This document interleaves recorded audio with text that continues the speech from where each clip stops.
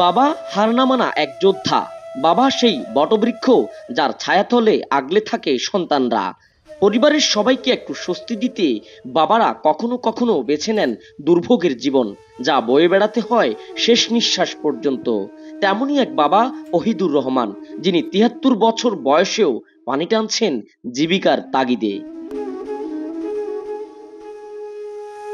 ফেনীর দাগনভূঞা উপজেলার জয়লস্কর ইউনিয়নের পূর্ব হীরাপুর গ্রামের বাসিন্দা ওহিদুর রহমান।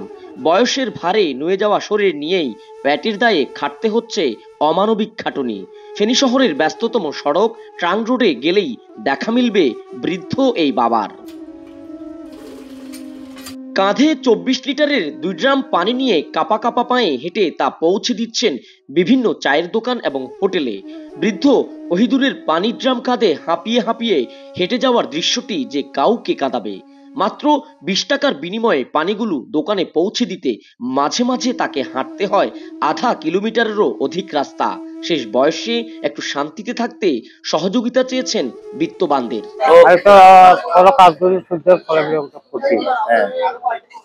এখন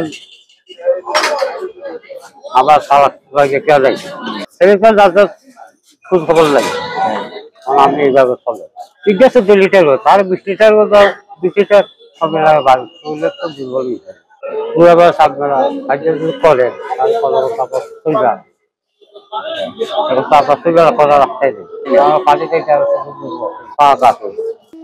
স্থানীয় ব্যবসায়ী এবং পথচারীদের সাথে কথা বলে জানা যায়, স্বাধীনতা যুদ্ধের পূর্ব মুহূর্ত থেকে দীর্ঘ ৬০ বছর এভাবেই পানি টানছেন তিনি।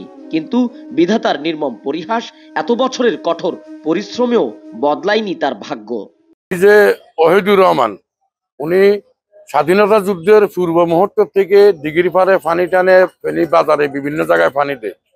উনি বয়সের বারে এখন নতানো জানু, উনার প্রতি দয়ার বশীভূত হইয়া যদি দেশের বিত্তমান লোকেরা এগিয়ে আসে, এই বয়সে উনি একটু শান্তিতে শেষ নিঃশ্বাস ত্যাগ করতে পারবে। প্রায় ৫০ বছর পর্যন্ত সে এখানে কাজ করে এবং তাকে প্রায় সময় আমি দেখি। আমি ফেনী জেলা আইনজীবী সমিতির সিনিয়র অ্যাডভোকেট।